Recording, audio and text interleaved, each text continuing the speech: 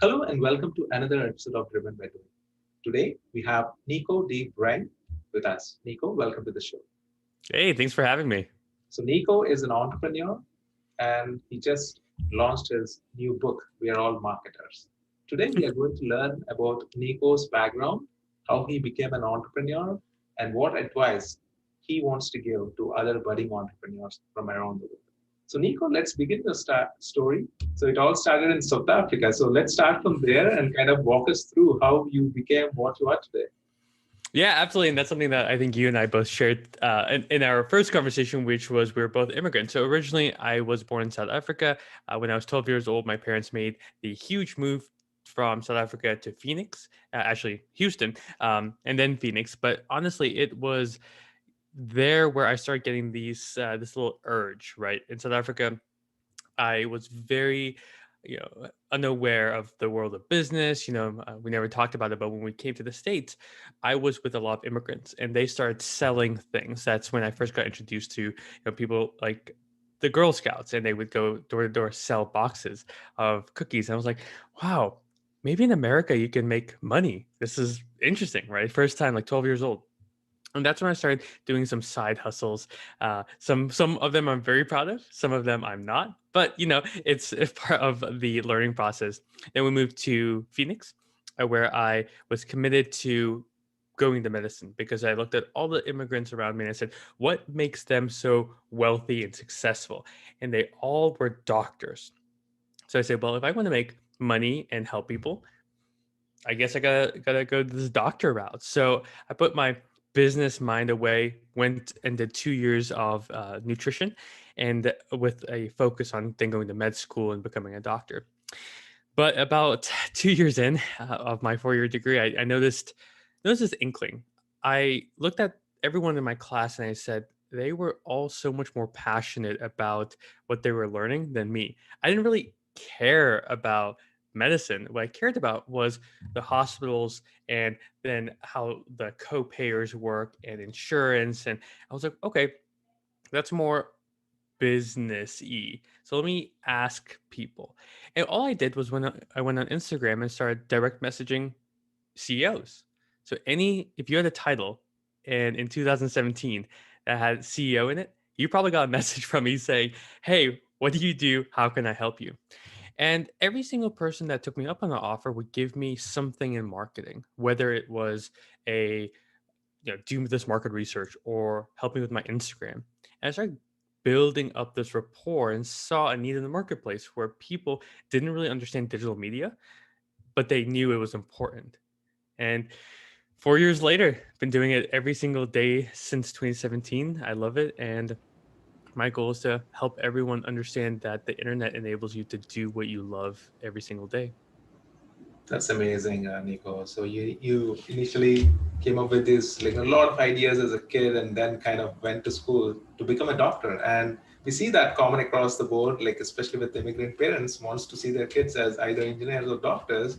And and then you moved on to your bachelor's degree at Arizona State, and then kind of started learning. Hey, this might not be the right fit for me. And I think it's very interesting how you kind of messaged or DM'd like all the CEOs. I think a lot of entrepreneurs like that's their hustle, right? They wanted to learn something that they are passionate about. And you Mhm. mentioned about, hey, that I'm not passionate about doing this. I thought I would do good, but you learn very quickly to pivot, which is very crucial for entrepreneurs. Mhm. And you learned also that hey, there is an opportunity, and now you kind of saw the opportunity in marketing. But how did you develop your passion for marketing? Because again, is this something that you really love, or is it just that hey, I just want to try it out and see it? So walk us Yeah. through that journey, what you learned, and how did you find your passion in marketing? Yeah, and it's very interesting because up until that point, I didn't know that you could make money outside of healthcare, right? I dabbled in things, but I could never make a career out of it. And when I would go to these CEOs, they would give me tasks, market research, helping with my Instagram. I didn't know what I was doing. And went to my counselor and said, "Hey, I might want to take this like a class or switch my degree. What do you think?" And she said, "Bad idea. You're going to have to be in college for like 4 more years. I would have to start all over again." And again, The immigrant in me was like, that's not, I don't see the equation. Spend more money to go back. Let me just see if I can do it myself. So I spent hours and hours and hours listening to podcasts, watching YouTube videos, and really it was fun because it was a challenge. That's what first got me into marketing. I saw it as, okay, what is marketing? It's really just communication. I love talking. I love talking with new people. So marketing is just taking a concept and communicating it to a specific group of people or people at large. And the problem with the people I was interacting with in healthcare, and that's where I started, right? I started with CEOs in healthcare and then went into technology. They loved what they did so much that they would go into the finer details. They go into this is blockchain and then this technical stuff.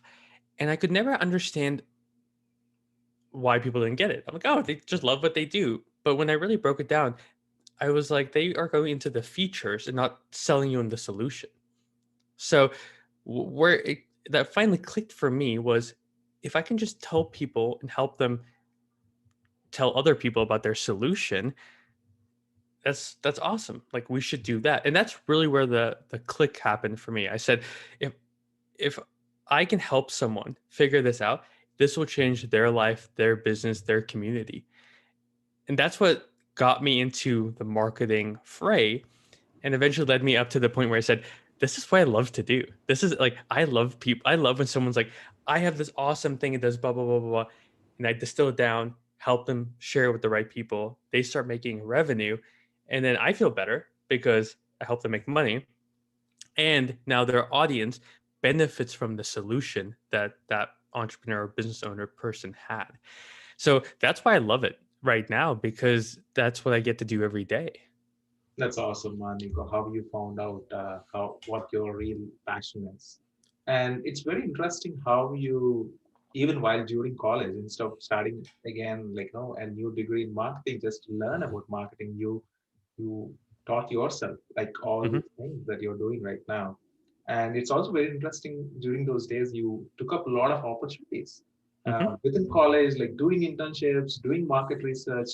Tell us like how did you got those opportunities with your background and like healthcare and dietitian and like how did you approach people? Because that's one thing that I constantly see, especially with students. I think communicating what they really want, I think sometimes it's very difficult because they sometimes think that, hey, like I would not get an opportunity just because I don't have the necessary experience. Yep. Yep. Share those stories. Like, how did you go about those things and how did you reach these people where you know that there might be an opportunity for you? Yeah, it was purely because I looked at what I had available. And if my college was telling me the only way to do this is 4 more years, let me go talk to people who are now in the field and just see what they would recommend. And whether it was the CEO of a company or a marketing manager or whatever, I looked at them and said, okay, if I was in their position and someone came to me, they had zero skills, they didn't have a degree, they didn't blah, blah, blah, but they had passion and they were willing to work for free, why wouldn't I just give them a shot? So in my mind, I said, what tools do I have available? Well, I have a Facebook and Instagram account. Okay, let's start with my Instagram. And we'll look up hashtag CEO, hashtag healthcare, hashtag whatever it was. And we just send them a candid message. This is me. I'm a student. I know nothing about marketing. I want to help you. Then, send hundreds and I would spend 30 minutes on the bus ride to class and then 30 minutes on the way back. And then at night, as I was falling asleep, I would do another 30 minutes. And just did that every single day. I actually, if I were to do it now, I would track, oh, I sent out 30 messages using this template, 10% converted. Now I would be smart about it. But at that point, I just sent out messages and finally one would give me an opportunity. And I would say, I want to work for you for free 3 weeks. Every Saturday and Sunday, I'm going to do that. Because I still had a job. I worked at Starbucks part time. So my school work went a little bit down. I still worked because I liked money. And then at night and weekends, I would help them with their marketing.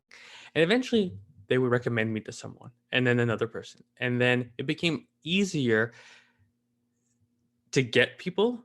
But at that point, it's still free work. So it's easy. So then I started saying, okay, what if I asked someone to pay me to help them. And that's when the whole Boundless Media started, because I said, if I now have a skill, because I worked for 10 companies for free doing all these random tasks, if I just told them exactly what I can do, why wouldn't they just pay me to just get it done? That's great, Nico. Now, walk us through that next phase, like where how you created Boundless Media and now how you're helping your clients with marketing and outreach so that you can help other entrepreneurs who are building great solutions around the world. Yeah, and you mentioned the pivot, which is so important. I can't emphasize that one day you're going to have an idea, you're going to start a business, a platform. Hint, hint. We'll talk about that later. But you'll start something, and you're so dead set on it. But as soon as you get it out into the world, there's crickets, or there's a subset of the group that loves it more than anyone else. And you have to be attentive as a marketer and an entrepreneur and business owner to see these kind of signs from the universe and data that supports that. So we started Boundless Media as a content creation agency because people would ask me a lot about social media. So I learned how to do social media posts. So we did that. Great, great, great. COVID hit. And we went from 7, 8, 9 clients down to one. Like that within 2 weeks, because no one knew what COVID was. It was crazy. And we had to look internally and say, what were we actually solving for? Because the graphics and the content was good, but it wasn't like it wasn't the thing they were buying. What they were actually buying, and the problem we're actually solving for, is distribution to the right people. So I looked at, how can I help businesses now through content and something else get their message to the right person at scale. So when I kept researching and looking at like what we do, we were doing email and LinkedIn messages, because I am a huge fan of content. I have a good platform. People would just message me and say, "Hey, we want to learn more." And we leverage that content. We call that passive marketing, when people just come to you because of your brand, your content, your message. This podcast is a great example. People will watch it and know about you and I and reach out. That's passive. But if we can combine that with actively seeking out that right person, business, or organization, and team those up together, you have a winning formula, because people so passively come to you because of your content and messaging. But you're also reaching out to people, which increases the odds that someone has a problem that you can solve. So Boundless Media today helps technical businesses and marketing agencies reach their prospective clients where they are, email or LinkedIn, communicate and educate them, provide value, and then if the timing is right, start a conversation that could lead to a partnership, a agreement, or a sale. So that's what we do. That's great. How you found out all those great ideas just on the go, isn't it, Nico? So I'll say this, because I'm painting like this awesome picture. This is the seventh idea we've had. We always joke internally, this is Boundless 7.0, because there's been many. At one point, we were an education company selling marketing education. That didn't go anywhere. So it's not like it just happened. It was many, many iterations. So anyone who's listening that's like, oh, he got in the first try. Nope. No, I didn't. Like 7 iterations to do it. But anyway, sorry to cut you off. No problem. So thanks for sharing that, because yeah, it might sound like yes, you tried it out and then everything worked out perfectly. But as you mentioned, 7.0 version is what you're right now working on, which is actually like 7 different versions of how you got started. So just learning from your experience, and now you're helping like a lot of clients, and then you just launched your own book. Tell us a little bit more about We Are All Marketers. Yes, the title seems very accurate, because everybody has to sell, whether you're a professional, a marketer, or a CEO. I think that's one common trend, and not everybody is a great salesperson. But like, how can people learn from your book, and like, how did you even come up with this idea? Walk us through that journey. Yeah, so I'm a huge fan of education. Though I was talking about, one thing that I I can see in both of our screens, and for listeners, we both have bookcases back here. Especially books are the best education that I've ever had. Besides podcasts, it's a way to digest very complex ideas very easily. And back in 2018, I had 6 months to go before graduation, and I looked at how would I get a job?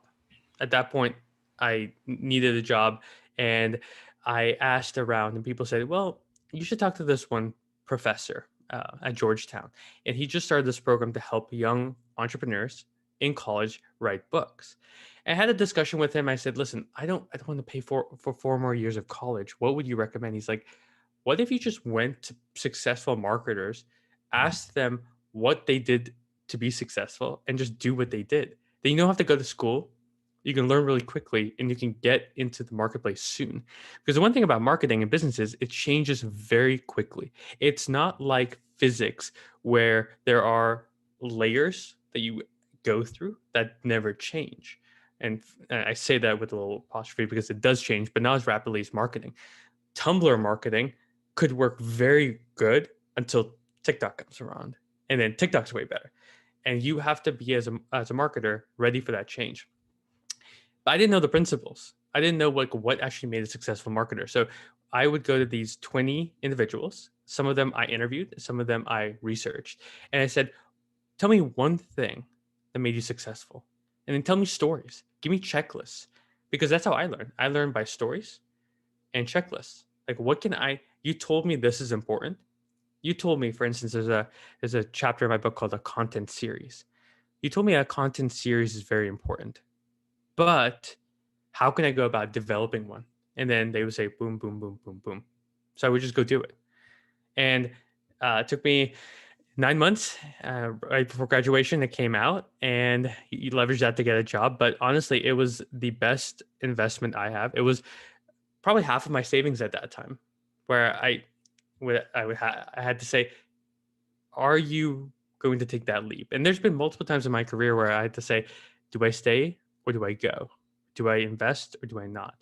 And that little voice in me was like, "Listen, number one, this is great for you. It's the hardest project you've ever undertaken. And two, you are only creating something of value." Again, it's the best. I'm taking everything that I've done over the last 2.5 years, all the hundreds and hundreds of hours of working for someone for free to learn marketing, and digested it into a 300-page book. That's just awesome, Nico. Like how you came up with this idea to talk to expert marketers. And we think sometimes, like, it's very hard to write books at very early on when we are just starting to learn. And I think your idea of like just talking to expert marketers and just asking them one insight that made them really great marketers, and just putting everything together to help other people who are getting into marketing, which is very unique. And my next question to you is, what would you tell somebody who is just starting to learn about marketing, or who is listening to this, who wanted to try out if marketing is the right fit for them? What would you tell them? Honestly, it's to get your hands dirty as soon as possible. Whether you are in biotech or software or pharmaceuticals or working in logistics, at one point that company is going to have a question about marketing, branding, sales. So knowing that there's always going to be a demand, you have to then come to the conclusion of, do I actually want to spend the time to learn it? You can read all the books and you can learn all the take all the courses, but unless you start doing it and getting your hands dirty and failing, you're never going to get to where I know you can get. So if you really want to be a marketer, go to an agency owner and that works with a specific clientele. Like, let's say you love esports. We have a client that sells in the esports space. If you love esports, go and ask them if you can create some graphics for them. Two things will happen. One, you get to spend quality time with this high net worth individual, and two, you get exposure to an industry that you absolutely love. So, regardless of what's going to happen, you're going to make connections, even if you don't make money. You're going to learn skills, and you're going to be able to gain confidence in the skills that might just be starting in there. Because that's what holds so many people back.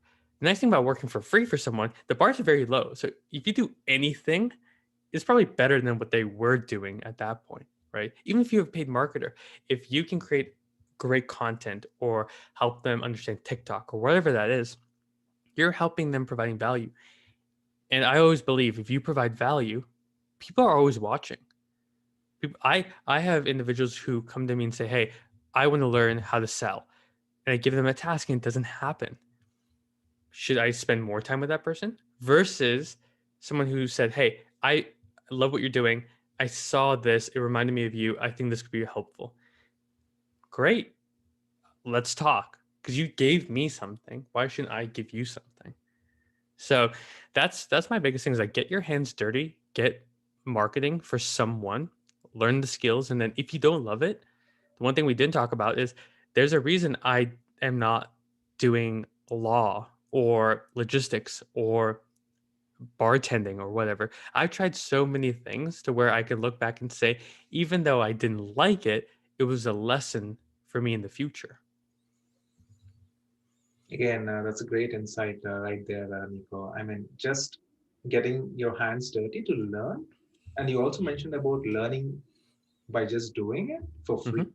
And a lot of early adopters or like people who are just getting into a new field might be thinking, hey, like, why would I want to work for free if there could be an internship or things like that? But I think from your story, it is very evident that just grabbing that first opportunity, and you also shared something that helped me to understand by just approaching them and asking if there is any work. And you also mentioned that you're just getting started to learn. And people might be curious why you are approaching them even if you don't have an experience, but you're sharing that you wanted to learn something that you are not familiar with.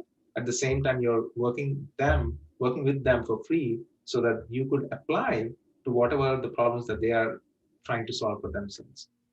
Hmm. So it's just amazing, like, the whole story and how you started learning about marketing and how you pivoted. And now coming to your expertise on LinkedIn, because that's one platform that you leverage a lot, especially for your clients with your content. What are the tips that you tell people every time who are new to LinkedIn or how to grow their reach to a lot of audience? Yeah, it's actually the opposite of what you just said. It's to not focus on growing a big audience. It's to forge deep connections with people, even though it's very sexy to want thousands and thousands of followers. In the early days, I still here's the thing. I say early days, but I still do it. Every single person that sends me a connection request, I message. I mean, that's how you and I connected, right? I still go to my community and comment on their things and like and engage because I don't actually care about the platform. I care about the people. I have hundreds and hundreds of really or friends and tens of people who are now my best friends from this platform because I don't want to be transactional. I want to grow with these individuals. I want to give them value. I post 4 or 5 times every single day where I share marketing tips, insights, what I'm feeling about things, my theories, because I only care about adding value. Because what happens is when people see value, they get to know you, one. They two get to learn about you and what you care about. And three, life is very, very short. And they're going to encounter someone that might have the exact same problem that I solve for, i.e., not having enough business, not having good content, all that. Uh, and who are they going to remember? Hopefully, the guy that's been giving them free advice every single day. So that's my thing is like focus on one person, just one conversation every day. It doesn't have to be thousands. It doesn't have to be deep. You could say, "Hey, David, I loved your post about XYZ. I found this tip really insightful." And you can say, "Great. Hey, that's thank you so much." And you can say, "I would, if you ever need help with XYZ, let me know. Also, is it okay if I share that post, or can I tag someone in there, or can I do something? Can I just have a like? What's it going to take for me to be in a have a relationship with you? So it doesn't have to be a lot of work. Take 5 minutes and just get one person, because I've been creating content every single day since October of 2018, every single day, and I focus on one person because they would come back and then like and comment on my posts. And then other awesome people would see that and they would do the same thing. And then this whole cascading effect happens. And look at us. Like, we've never met before. You're halfway across the country. I'm in Phoenix. You're in Tennessee. So why should why should we be chatting? Because we both value these relationships and want to continue to grow together. So even when LinkedIn goes away, this is still there. Wow. So just being very intentional about building those relationships is super critical, Nico, as you mentioned. And we might come across folks who might not work together done right and there, but Mhm. creating that content and engaging them throughout that journey of building that relationship is super critical. And Absolutely. my next question for you is, like, you have done and worked with like a lot of different clients. What are some of the insights as you work with new clients that you got, oh, that's an aha moment, like I haven't realized it, but you might got so many insight. So what would you tell, just based upon your experience for the past 2 years, how is it working with new clients, or what did you learn from them?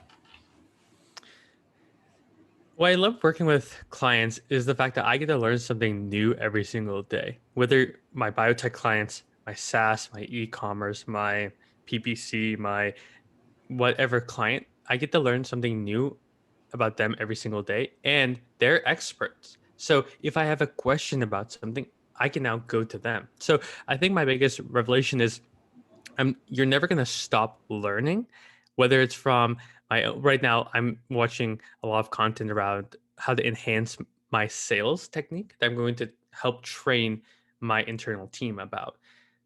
I'm learning, digesting, understanding, and then helping them.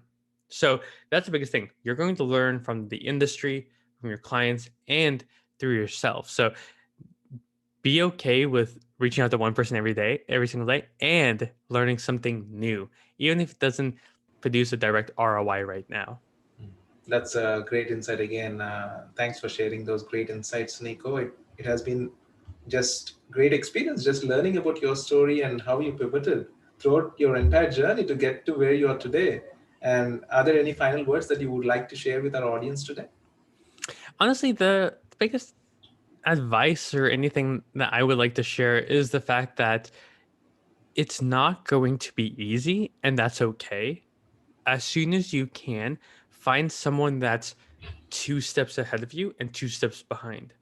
2 steps in front will enable you to see where you're going and learn techniques and skills that you either would take a long time to learn or never know that you should learn.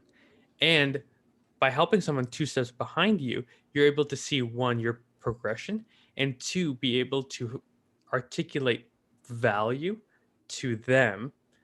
Because if you are able to do that, you understand that concept really well. So find someone that's 2 steps ahead of you, 2 steps behind. Don't be a leech, but like, see if you can add value, but definitely learn from that person and then teach to another person.